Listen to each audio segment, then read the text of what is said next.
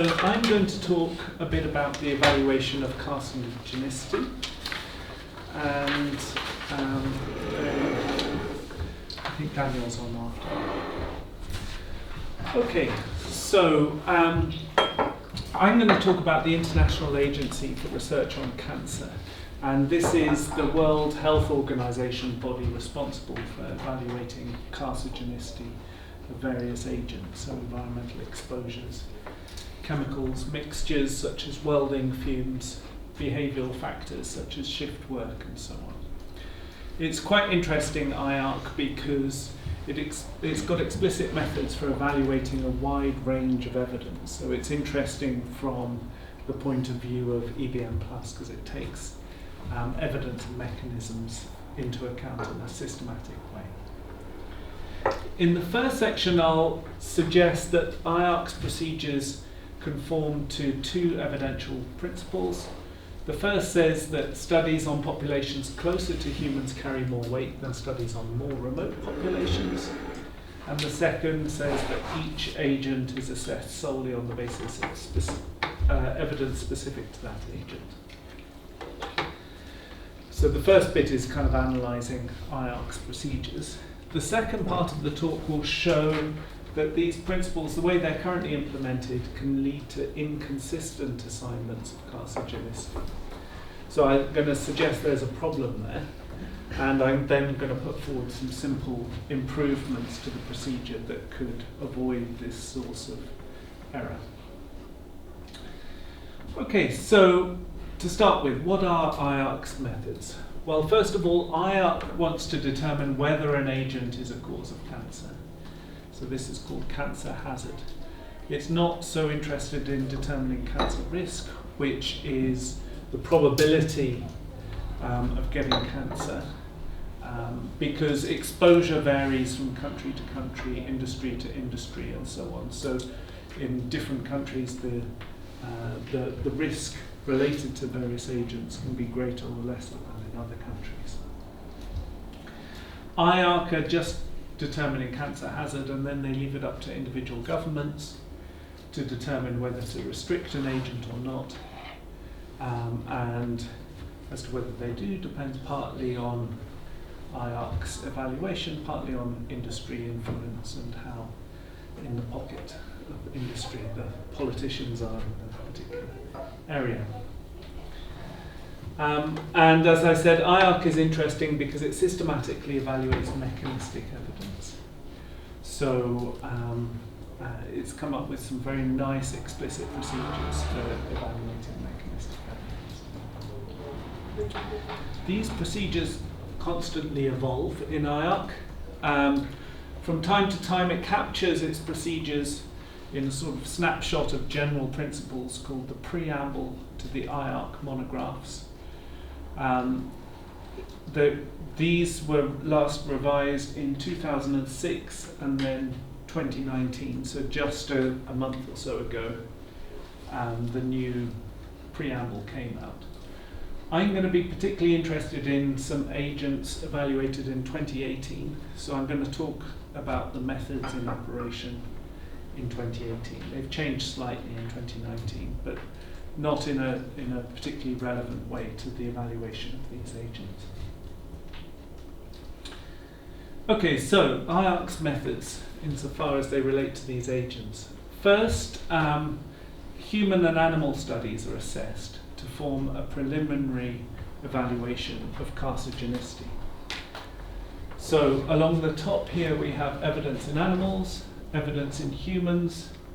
For example, if evidence in humans is limited, but there's sufficient evidence, there's good evidence in animals, the agent gets classed as group 2A, probably carcinogenic. On the other hand, if evidence in humans is sufficient, it gets classed as group 1, which is carcinogenic to humans, and so on. So this table is used to come up with a preliminary evaluation. Next, mechanistic studies are taken into account, and the working group responsible for evaluating the mechanistic studies asks, Do any of the mechanistic studies support the hypothesis that certain key characteristic features of carcinogens are present in the case of the particular agent or agents being evaluated? So they've come up with 10 key characteristics of carcinogens. For example, the agent is electrophilic, it's genotoxic, and so on. And this can lead to a modification of the preliminary rating. So this is the same table, except the red stuff concerns mechanistic studies. So you can have an upgrade from 2B to 2A or 1, for example, depending on whether there's strong evidence that the mechanism also operates in humans, strong evidence in exposed humans, and so on.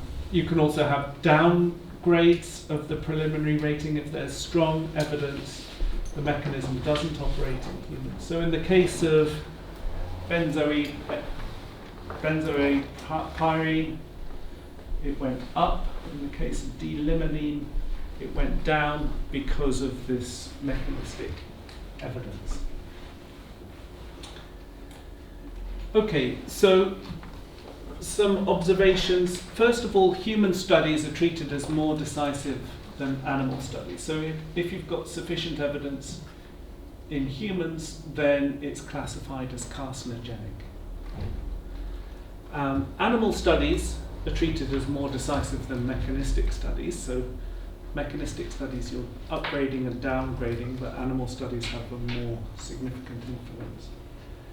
And in Iarc procedure, mechanistic studies themselves have varying influence. So in vivo studies in exposed humans carry most weight, then ex vivo studies, then in vitro studies on human cells, then in vivo studies in mammals, then studies on non-mammals and model organisms, and studies involving mathematical or computational models, finally. So I'd suggest that Iarc's procedures conform to the following evidential principle, which I'm calling evidential proximity. Studies on populations closer to the population of interest carry more weight than studies on more remote populations, ceteris paribus. Let's look at that a bit more closely. For Iarc, the population of interest is the population of humans. They're interested in whether these agents cause cancer in humans. And we can consider one population to be close to another if it's mechanistically close. So if the mechanisms that are relevant to the causal claim are similar in the two populations. There's a ceteris paribus condition here, and this ensures that high-quality studies on more remote populations can sometimes have more weight than poor-quality studies on the lower, on a closer population. And there is good justification for this sort of principle because mechanistic similarity is required to successfully extrapolate a causal claim from one population to another. So Daniel Steele and so on have looked at mechanism-based extrapolation. So the more similar the population is to the target population of interest, mechanistically, the easier it's going to be to extrapolate the studies to the target population of interest. So one way of conceptualizing Iarc's procedures is that it follows this principle called evidential proximity. There's a second principle which I think it also follows, and this is that each agent is assessed solely on the basis of evidence specific to that agent. So in many evaluations based on systematic review, what they do is, first of all, they exclude studies that aren't relevant to the causal question under consideration and focus only on studies that are studies of the intervention, or in this case, exposure.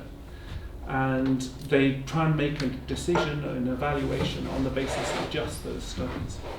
So approaches that appeal to the methods of systematic review tend to have this independence principle at their heart, and Iarc is no exception here. Iarc sticks quite strongly to this principle.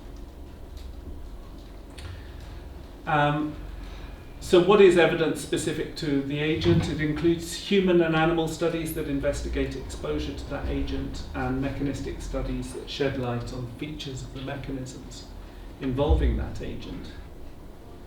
And what this means in practice is that you look at the evidence base specific to an agent to make the evaluation. You don't consider evaluations of other agents in coming to your evaluation of carcinogenicity of a particular agent. So the evidence base screens off other evaluations from the evaluation of the agent of interest. It fits quite well with evidential proximity because evaluations of other agents are sort of more remote from the agent under consideration. There is one exception in Iarc procedure. This is here. If the agent is shown to belong to a class of agents which are classified in groups 1 or 2A, then those other evaluations are used to bump up the evaluation. So there's this kind of mechanistic class exception where if you can show that your agent has the same mechanisms of carcinogenicity as a class of other agents, and these have been shown to be carcinogenic, then the evaluations of those other agents are relevant. So there's a single exception to the independence principle in Iarc procedure. Okay, so now coming to the problem case. This is styrene and styrene oxide. So Iarc last evaluated the carcinogenicity of styrene and styrene oxide in March 2018, and it's a problem case. So styrene is a colourless liquid used to produce polystyrene and other compounds. Get it in your Lego blocks, boats and wind turbine blades. It's inhaled in tobacco smoke, air pollution from food packaging materials, and in the manufacturing process. And the key thing is that human evidence was judged limited, but the animal evidence was deemed sufficient. So this led to a preliminary classification of 2A. So if we go back to our table, human evidence limited, animal evidence sufficient. So it was classified, the preliminary classification was 2A, probably carcinogenic. So there were quite a few studies relevant to styrene, quite a lot of evidence there. Styrene oxide, styrene but with a little oxygen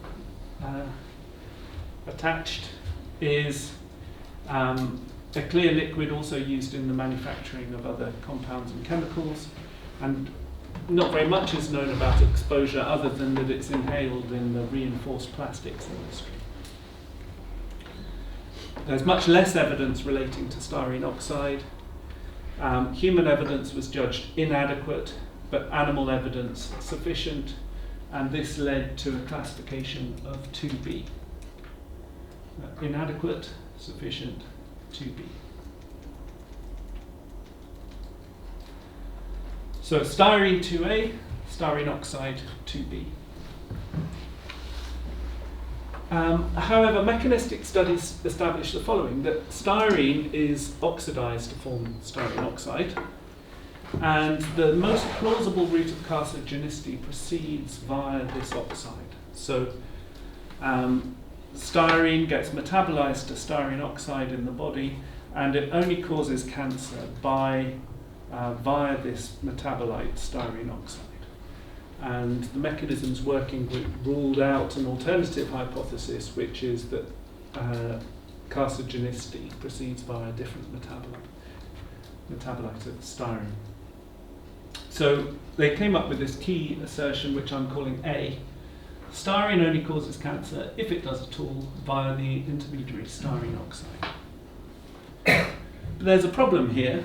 because you've got this rating, preliminary rating of 2A for styrene and 2B for styrene oxide. So styrene is deemed probably carcinogenic, styrene oxide possibly carcinogenic, but not probably carcinogenic. But given this hypothesis A, which they took as established, the probability of styrene oxide being carcinogenic must be at least that of styrene being carcinogenic. You can't have styrene being very likely to cause cancer, but only causing cancer via styrene oxide, which is unlikely to cause cancer, or much less likely to cause cancer. So there's a kind of inconsistency here.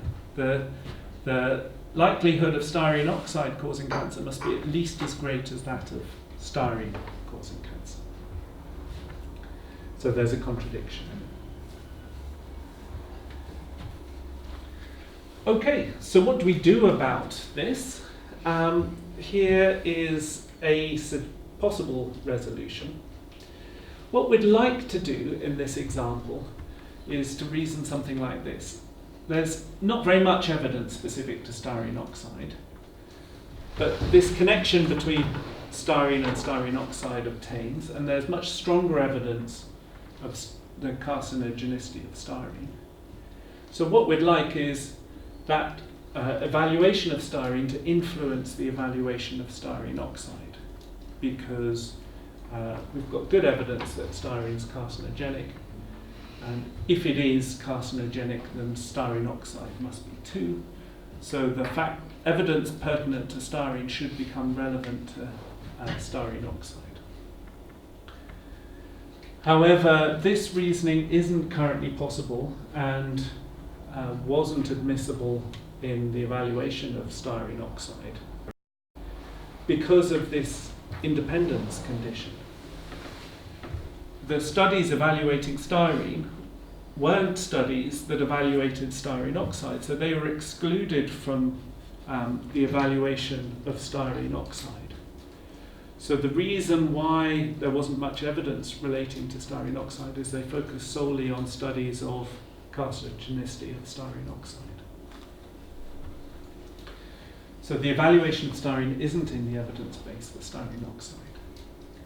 You don't have this mechanistic class hypothesis because they don't cause cancer the same way. It's not as if the mechanisms are the same for styrene and styrene oxide. It's a different sort of connection, namely there's a pathway from styrene to styrene oxide to cancer. So they couldn't consider the mechanistic class hypothesis. Even this mechanistic connection between styrene and styrene oxide couldn't really be considered because it didn't shed any light on the key characteristics of carcinogens insofar as they pertain of styrene oxide. So the problem is here that this mechanistic connection isn't really deemed relevant to styrene oxide. Worse still there's this problem due to evidential proximity. The evidence for the connection between styrene and styrene oxide wasn't obtained largely on human studies, so it would be classed as weak by Iarc standards. The problem here is that, remember, they want to class strong evidence as evidence obtained from humans, and they tend to ignore claims that are supported only by evidence obtained on species other than humans. But for this low-level hypothesis of the metabolism from styrene to styrene oxide, you don't necessarily need evidence obtained on humans to confirm this hypothesis. You can confirm it perfectly well from other species. So what do you do? One possibility is to abandon independence and evidential proximity, but I think that would be too revisionary, and I think they're quite plausible principles anyway, so I wouldn't want to suggest that. You might try and have a new explicit exception to independence. So you've got this mechanistic class hypothesis exception. You might have a new mechanistic pathway exception. But it's likely that in future cases may not be captured by the mechanistic pathway exception either, because you may have complicated networks of metabolism that don't just operate down a single pathway, but are also various pathways may be relevant to carcinogenicity. So the worry is that this exception would also be incomplete. My proposal is to keep these principles intact, but just have a general exception to independence. So to say something like, each agent should be assessed solely on the basis of evidence specific to that agent, unless there's mechanistic evidence in the evidence base that warrants taking other evaluations into account.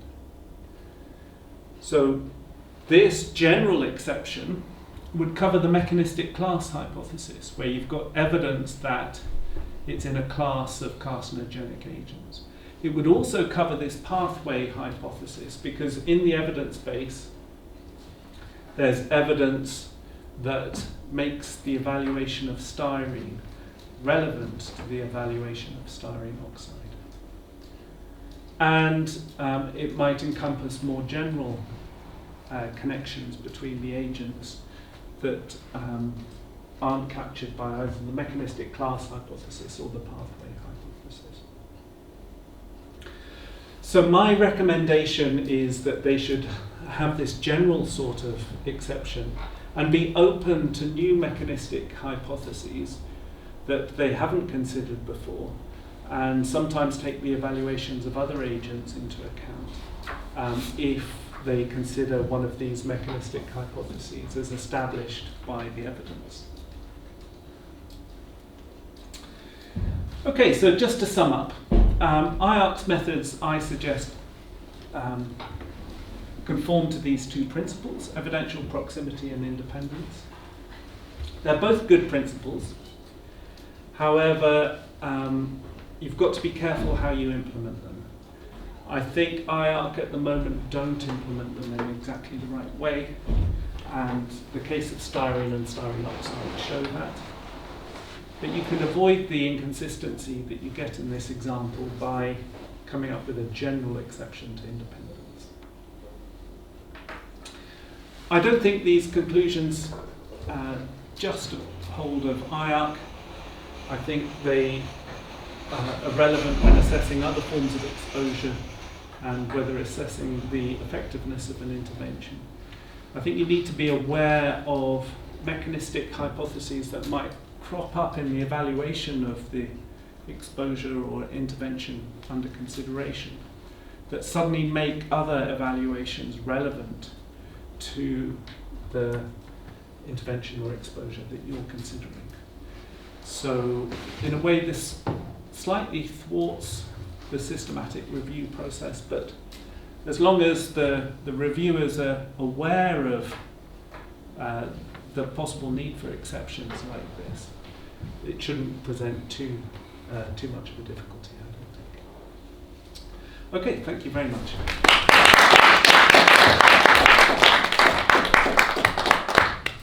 David, yeah.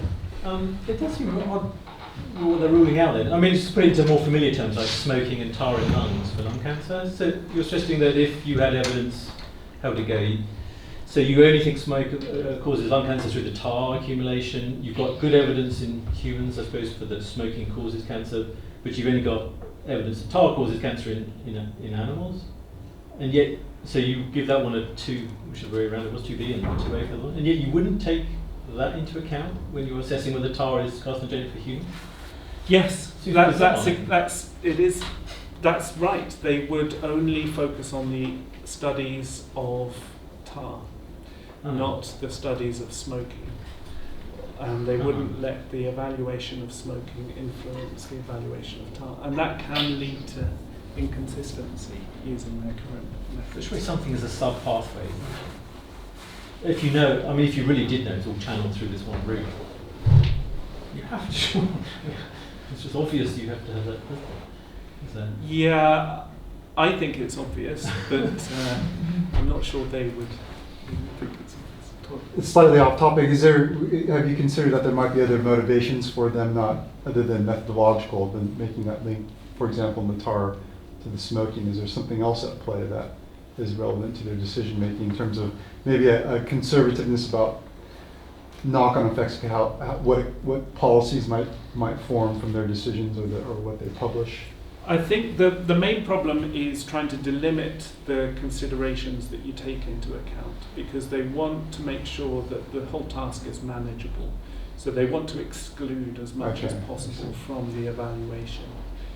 The other worry might be that they might think that the mechanistic pathway hypothesis, like what to do if that's not completely established by the evidence, but it's plausible. How then do you take the evaluation of styrene into account? That would soon get quite complicated. I think in the styrene case it was really established that it only causes cancer that way. But in other situations, they don't want to be charged with subjectivity or anything like that. Next question. Any questions? Me? Yeah. Sorry, chewing tobacco. Yes. Was a worry, which of course is not allowed in this country. It's not allowed? No. You're not allowed to chew tobacco? Not allowed to sell tobacco, chewing tobacco. And I just wonder how that fits into this issue, because of course we know that. Well, I think there were studies.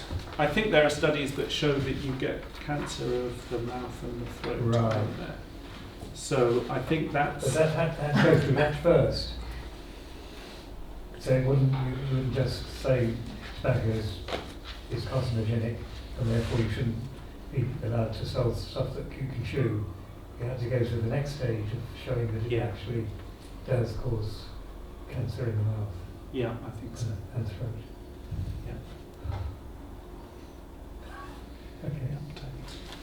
Yeah, I'm not sure if it's totally relevant, but I have in mind the Newcomb problem, which was similar, where you have two boxes in front of you and one contains $1,000 always, and the other either contains nothing or contains 1 million. And whether it contains 1 million depends on a reliable clairvoyant, and the clairvoyant will predict your choice. If you choose to pick only one box, he will put the million in that box, and if you choose to pick two boxes, he will not put the money in there. So it turns out that empirically, people who choose two boxes always get only 1,000, and people who choose only one box always gets 1 million. And it sort of creates this dispute between rationalists and empiricists. And I asked a few psychologists, and they always go for one box because, well, the empirical evidence is that you are always 1 million better off. Right. But although logically, and some philosophers maintain that two boxes is the right decision to make, and it just comes to this chemical case where, although reason suggests that your chemical reaction always turns this into a citrine oxide. Yeah. But the co-part fact is that only the former is carcinogenic, but not the latter. And scientists would, being hard empiricists, may just maintain that, well, that's the facts. We don't need to consider reasons at all. Yeah, I think there's a very entrenched feeling that you should only consider the empirical